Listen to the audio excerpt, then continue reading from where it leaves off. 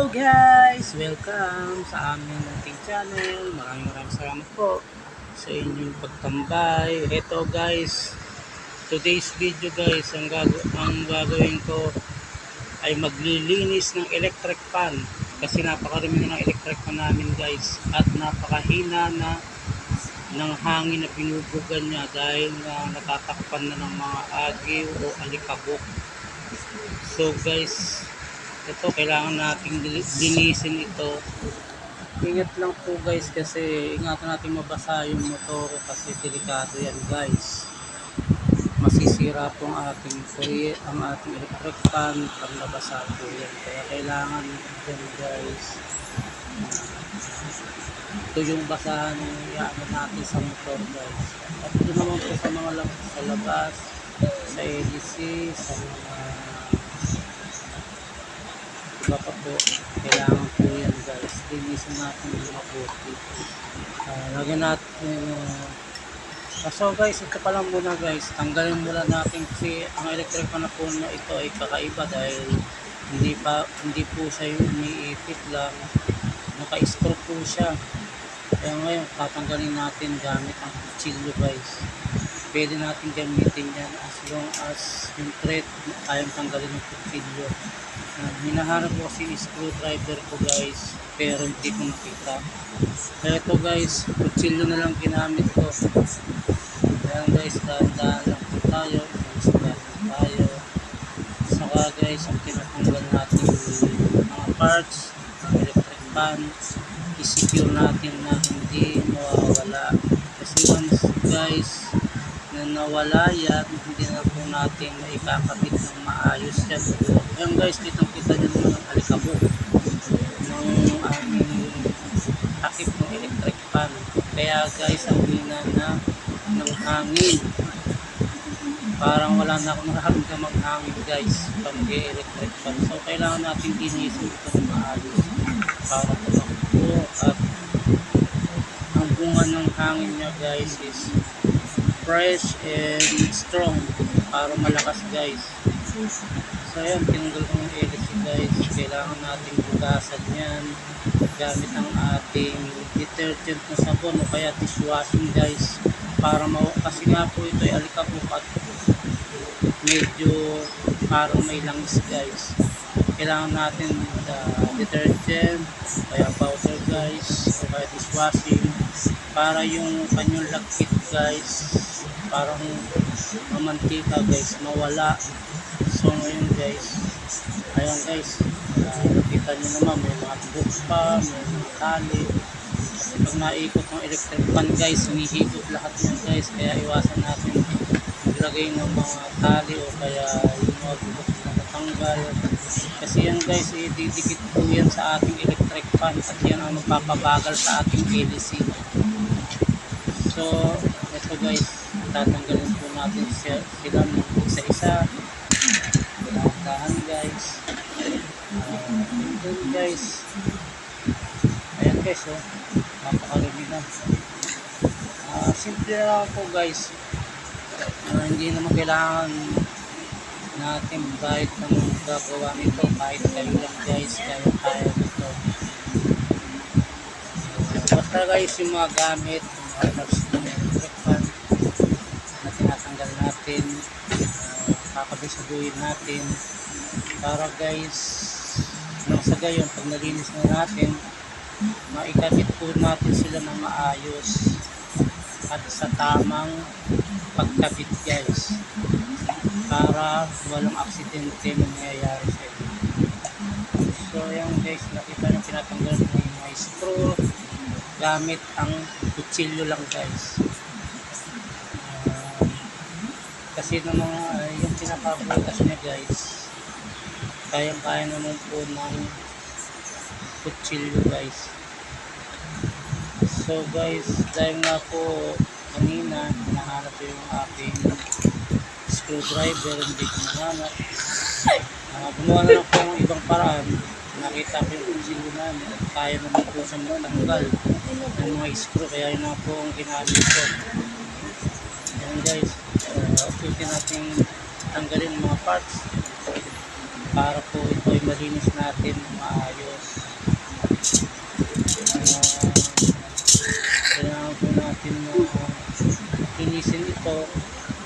para maganda yung ikot ng electric fan natin, maging malakas para po magkaganda po kasi ng electric fan. At pag minimaintain po natin siya na maayos at malinis, matagal po ang buhay ng ating electric fan, hindi po siya basta-basta masisira. Kaya importante yan guys, lilinisin natin ang electric fan natin. Huwag po natin siyang papabayaan na sobrang dumi. Diyan po ang mayayari po niyan, pag sobrang dumi na yan, dahil hindi nga po kayo marunong maglinis o kaya pinababayaan nyo lang o tinatamad kayo, ang mangyayari sa electric fan guys, sa sobrang niya guys, iinit yan guys at posibleng masunog guys. Kaya importante po ang lilinisin natin ang ating mga electric fan kahit po once a month o kaya 2 times a month guys. So tinatamad kayo guys, kahit one times lang sa isang buwan, pwede na yun guys, kaysa naman mapabayaan natin yung electric fan. So yan nga po pala ang aming anak, talagang makulit yan guys. Ito guys, napansin nyo, ito yung basahan ko, ang nilinis ko sa likuran ng electric fan, nang sa ganun guys ay hindi maapekto ng kanyang makina. Huwag na huwag po kayo magpupunas dyan ng basang-basahan, kasi guys papasok po yan sa makina niyan guys o sa kanyang motor. Magkakaroon po ng, dahil nga po may tubig na papasok dyan, pag sinaksak po nyo sa kuryente, malamang at sa malamang po nakamutok yun guys. Kaya iingatan natin na huwag mababasa ang motor guys. So guys, pagkatapos natin matanggal lahat ng mga parts ng electric fan, lilinisin na po natin siya. Ito po po guys, lilinisin po natin siya, isa guys. Kuha ko na po yung gagamitin po guys ay dishwashing guys, para matanggal yung mga langis. Ang hirap kasi tanggalin yan sakali na ibang gagamit. Ang sabon nyo pong gagamitin yung mabangong sabon guys, kasi if you notice guys, kasi po yung sabon na mabango para siyang parang may grasa, kasi ano siya parang yung ginagamit guys, parang also na madulas din siya. Hindi pwede po yung mabang sabon ang huhugas dito. Sa experience ko guys, pwede po yung ating mga powder na sabon o kaya yung bareta. So guys, pwede rin naman po yung mga dishwashing panlinis dito. Tanggal po yung mostly oily po yung ating mga parts ng electric fan, kasi po nakakahigop siya ng mga oily na something guys, lalo na kung nagluluto tayo sa kusina guys. Gumagamit tayo ng mga mantika, saka yung usok guys na galing sa gasol, madulas din po yan, kulay itim po yan, pumapasok po sa electric fan yan. If you notice guys, kahit po hindi nyo masyado napapansin, dahan-dahan po yan na hinihigop ng ating mga electric fan. Kaya dumudumi siya lalo, dumudumi po yung ating mga electric fan guys. Kaya guys, linisin po natin siya ng maayos para mawala yung dumi. Sa ganun guys, mabango po. If you notice guys, dahil nga po dishwashing po, mabango po yung panglinis po natin siya, mabango po siya pagkain naman. Saka mawawala po yung mga parang langis-langis guys.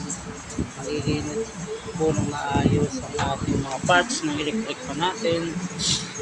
Nang sa ganun guys, maayos tatakbo ang ating electric fan.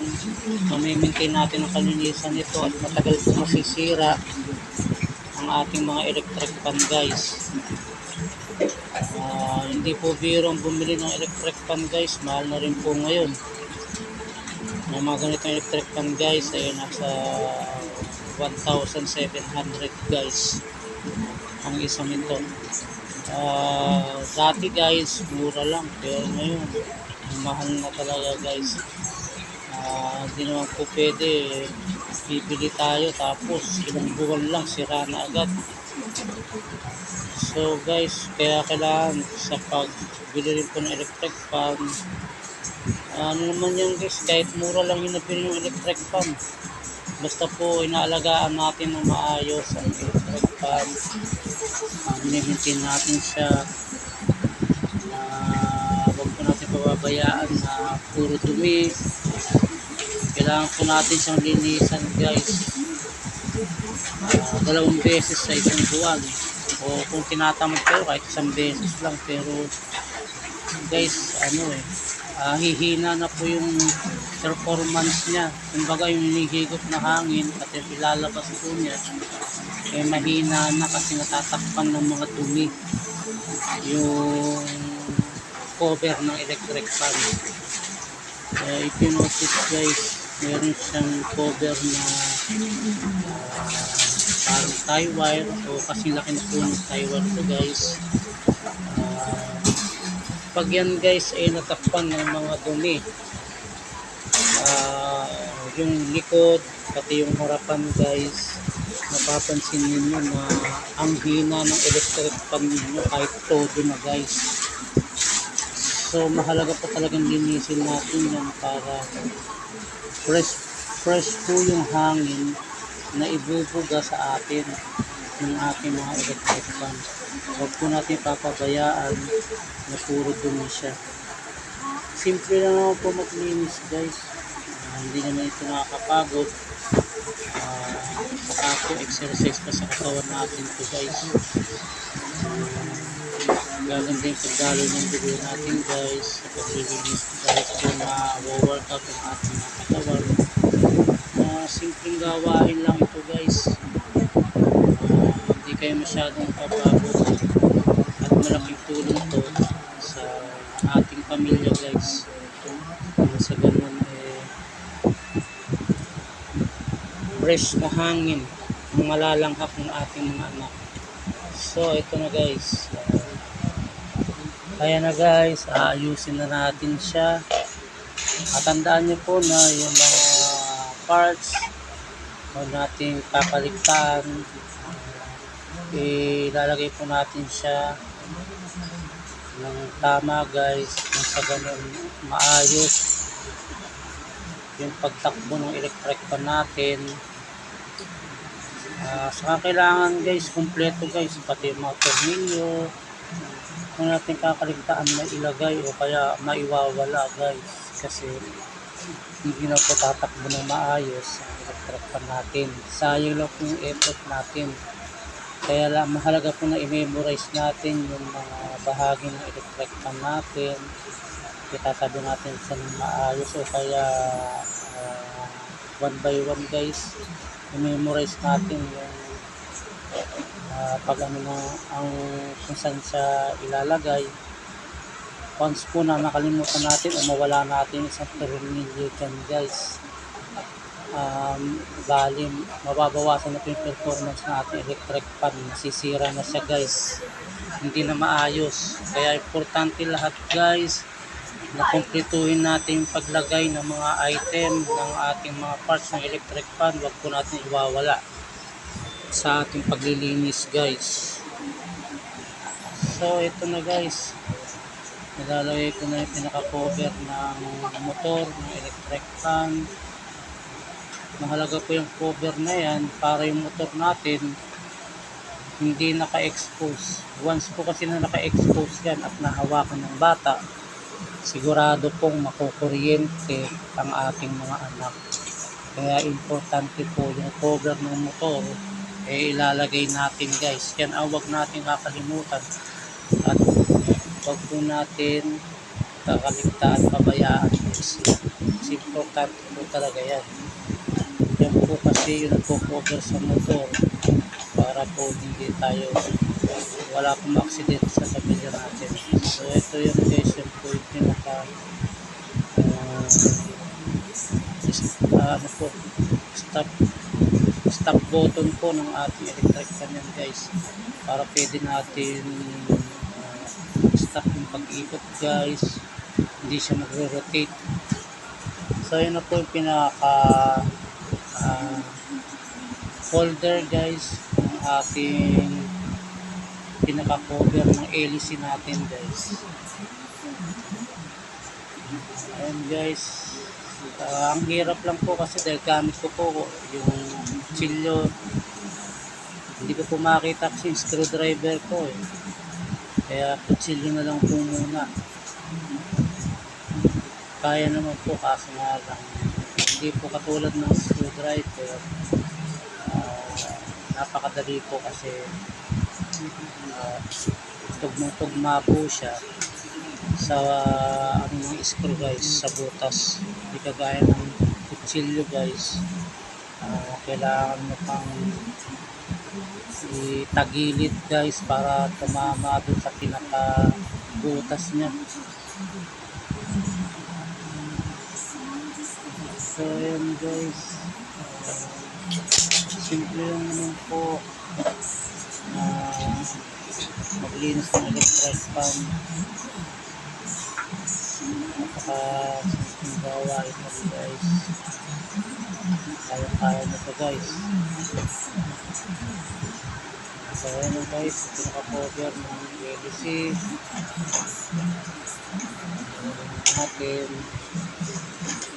Pati po yung kanyang may thread po yan, lagayan yan. Sa ganun po siguraduhin natin mahigpit guys para hindi siya matatanggal. Kasi pag hindi po mahigpit yan, tatama po yun sa LEC, hindi makakaikot maayos. So guys, kailangan natin saktong-sakto ang lagay natin sa ating thread o higpitan natin para hindi siya matanggal. So ayan na po, ilalagay na natin yung LEC. Kailangan din po yung LEC maayos ang pagkakalagay para hindi po siya matatanggal. Lagay na po natin yung kanyang pinaka paghigpit. Ayan na po guys, almost done na po tayo. Yan na po yung pinaka cover nya. Maraming salamat po sa pagtambay po ninyo sa aming channel. Paki-like naman po and share and subscribe po. Maraming salamat guys. See you sa panibago nating vlog in the future guys. Keep safe everyone. Thank you. Bye. Thank you for watching.